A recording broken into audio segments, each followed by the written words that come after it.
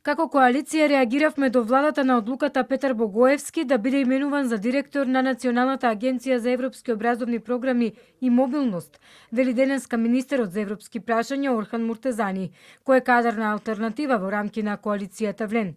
Сепак додаде дека таа одлука не е во надлежност на неговото министерство.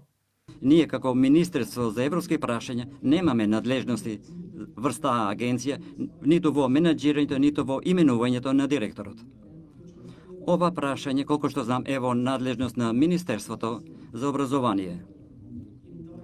Ги споделувам вашата загриженост, можеби процесот на именување требаше да биде повнимателен, но не се гледам себе си одговорен да дадам одговор за нешто што не сум надлежен. Вчерашните загрижености ги пренесовме во владата, ги дискутиравме, но останува да види како ќе постапиме понатаму. Министерката за образование и наука Весна Јаневска, пак одговарајќи на новинарско прашање за назначувањето на Богоевски, изјави дека не може да коментира работа на директор кој е на функција 2 дена.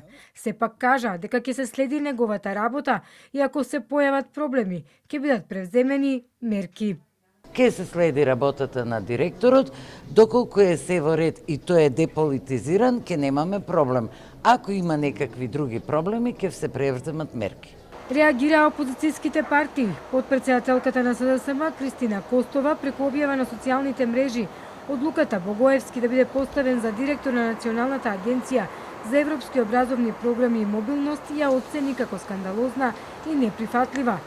Неговите коментари се деградирачки, дискриминаторски, албанофобни и расистички. Тоа е целосно спротивно на вредностите на почит, еднаквост и инклузивност, кои се основа на европските образовни програми што ги представува агенцијата, на чие чело е поставен. За скандалозната одлука за ова именување, СДСМ писмено ќе ги информира и представниците на Генералниот директорат за образование и култура при Европската комисија.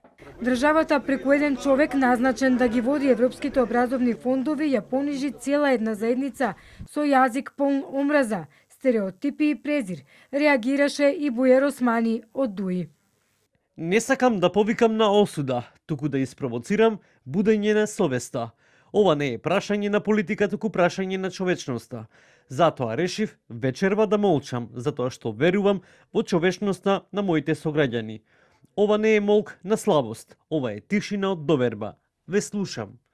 Од партијата на Стефан Богоевски пак македонски концепт вчера излегува со став дека ДУИ сака политичари македонци кои се спремни за пари да тргуваат со националните интереси и дека покажуваат отинивната политичка агенда не е насочена кон соживот, реформи и европска интеграција, туку кон заштита на лични интереси и одбрана од промените кои доаѓаат.